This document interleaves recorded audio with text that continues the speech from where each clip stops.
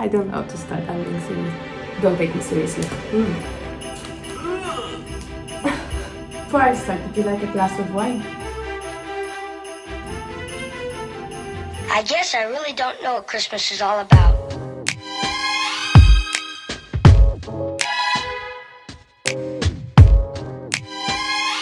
Isn't there anyone who knows what Christmas is all about? Hey guys, and welcome back to my channel.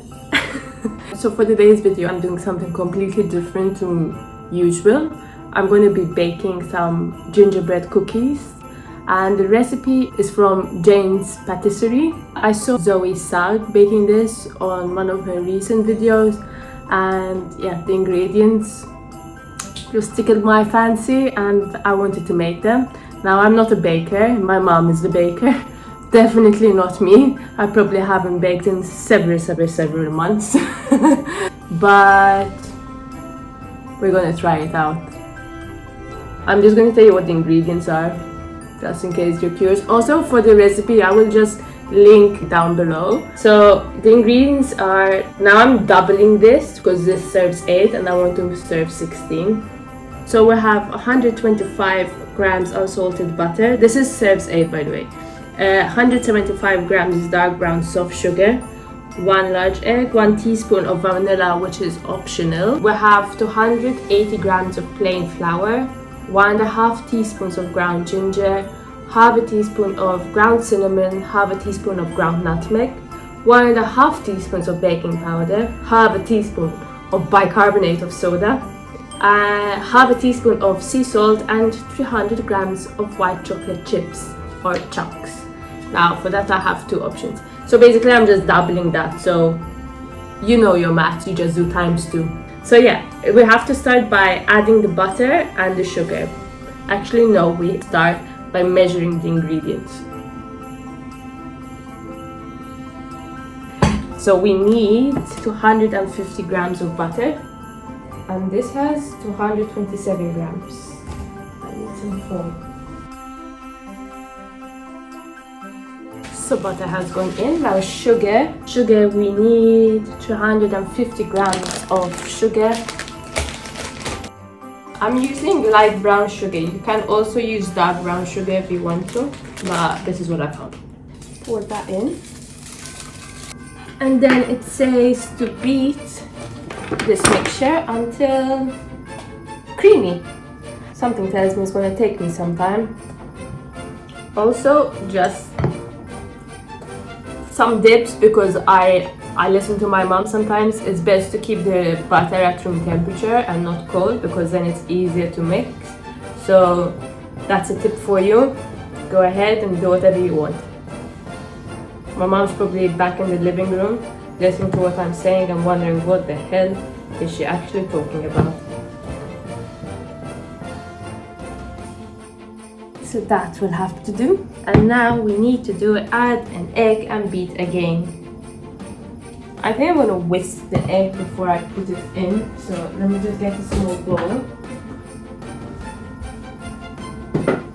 When you're short, you need to find your way up.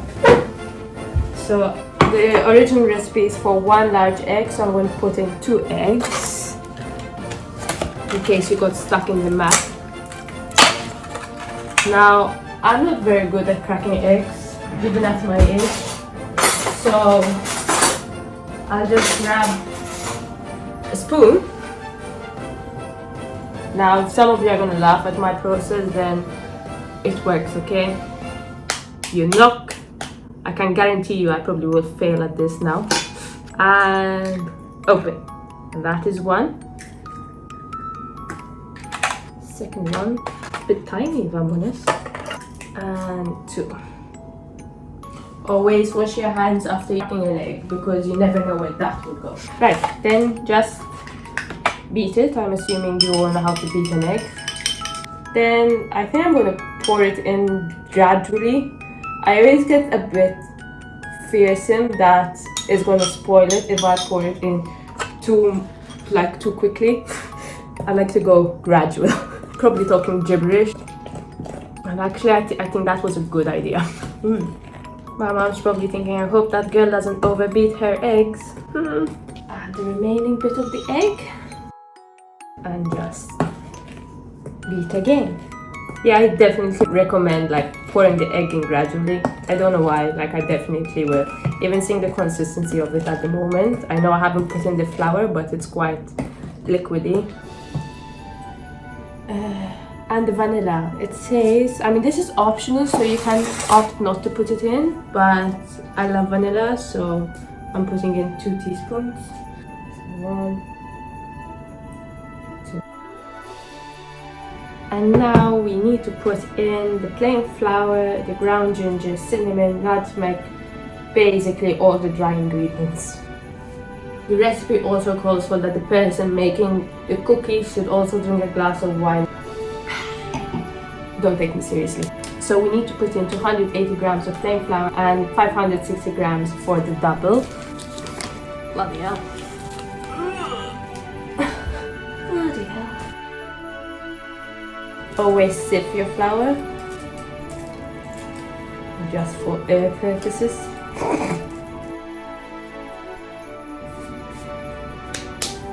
So flour is done. Now we have to go in with the cinnamon. How much cinnamon do we need? 1 teaspoon of cinnamon. Teaspoon of nutmeg. We need 3 teaspoons of ginger. 1, 2. We have enough. 3. And before beating completely, I'm just going to add in the baking powder, the bicarbonate of soda, and the sea salt. So we need how much of each? We need, oh wow, 3 teaspoons of baking powder. Oh yeah, it's quite a lot. 1, 2, and 3. Also guys, I know I'm using this and you should be using, my mom was saying I should be using the actual like measuring ones, but I know that these are generally smaller than the correct measurements. So just if you're using something like this, you don't have the measuring ones, which I do have, but I was too lazy to look for them. Just go a little bit extra with each teaspoon that you put in. So I put in a teaspoon, just then it's a little bit more, and chuck it in. So that, and then baking powder, no, bicarbonate of soda. We need 1 teaspoon of bicarbonate of soda. So like this, and then I put in a little bit more. There we go. And then 1 teaspoon of sea salt. Right, does it need to be ground sea salt? Mom? Yeah. I'm gonna sneeze. Does it need to be ground sea salt or? Yes. Right. So you hear the mother use refined, well, grounded. Just don't use it chunks. You know what I'm on about. And we need a teaspoon of sea salt. And a little bit more. Now before I add in the chocolate, I'm going to give it a little bit of a stir. I'm going to use my hands to mix it properly together. It doesn't say so, it just says beat, but I think you can mix the dry ingredients into the dough much better like this. So this is how it looks right now. Okay, so now we go in with the chocolate, and it asks for 600 grams of white chocolate. And it says that you can either use chips or you can also mix it up with some chunks. So I'm doing, wait, how much is this? This is 200 grams, 400. And then I've got these 2 packets, so I think I'll be using these. And these 2 packets. Now I'm hoping these are good. Taste test. They're average. But what's good about them is that they're not too sweet, these ones actually. Because let's be honest, 350 grams of sugar is quite a lot. That's quite a lot. When something tastes good, it means it's not good over here. But what's stopping me? Absolutely nothing. My willpower is definitely not stopping me. Listen to this noise. Like, it's so therapeutic. Oh my god. Also, I'm actually putting in less because these are 90 grams. They're not even 100. So I'll put 400 and 180 over here, not even 200 grams. I'm just halving them. I think it would be better. Maybe a little bit smaller. I think it would be easy with a knife. Use a knife. I'm chopping each cube in half. So much easier, guys. So I chopped them up into like this size. I mean, I think it's an okay size. Don't know if it should be smaller, but it's gonna have to do. Don't judge, I'm sure all of you do this. Shit. So chocolate is all chopped up, and now I'm gonna gradually begin to put it in and give the dough a little bit of a beat. Beat, beat.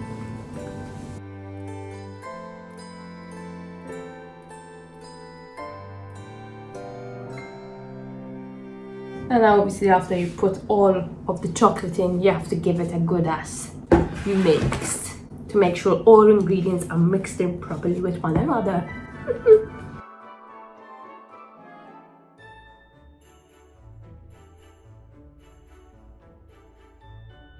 Right, so the dough has been made, and now we have to like shape them into cookies, and then we have to put them into the freezer for at least 30 minutes or into a fridge for an hour, and then you can bake your cookies.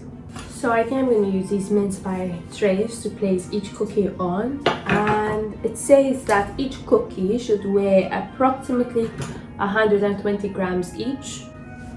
Not sure how much that is, so I'm actually going to use a weighing scale. You can use this if you want to. I'm not sure if this is going to work, to be honest, but we can try. That was a cool idea. This was a tip from my mom. Use an ice cream scoop. So 120 is approximately that size. That's bloody massive. I might actually go for 115. And make sure that in each cookie you have a chunk at least one chunk. That's if you're using chunks.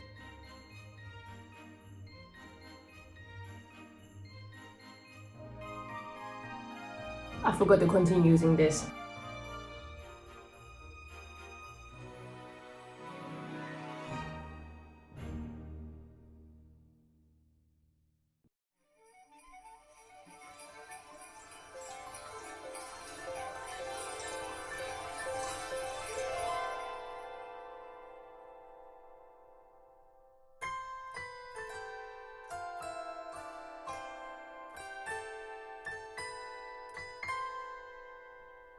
So I rolled out the cookies. Now we put them into the freezer for half an hour.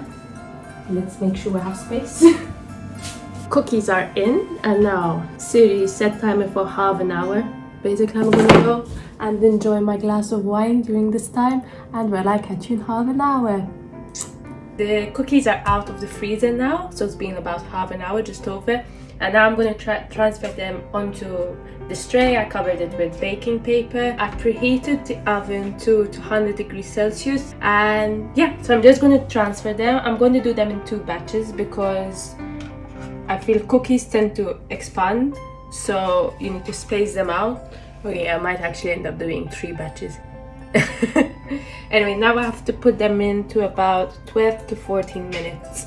So that's what I'm gonna do. They're gonna go into the oven, and we hope that everything comes out well.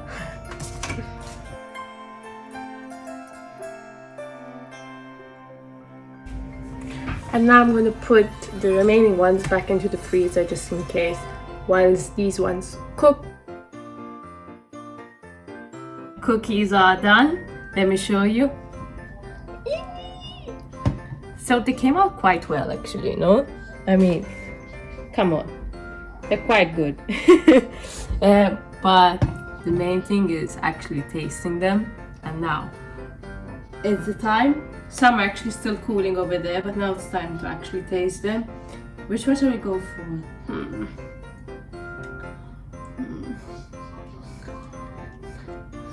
Okay, let's just go for this one.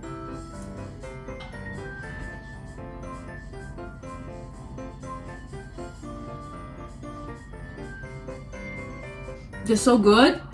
Ma? Yeah? You want to taste a bit? Okay. Oh god. So good. Come here.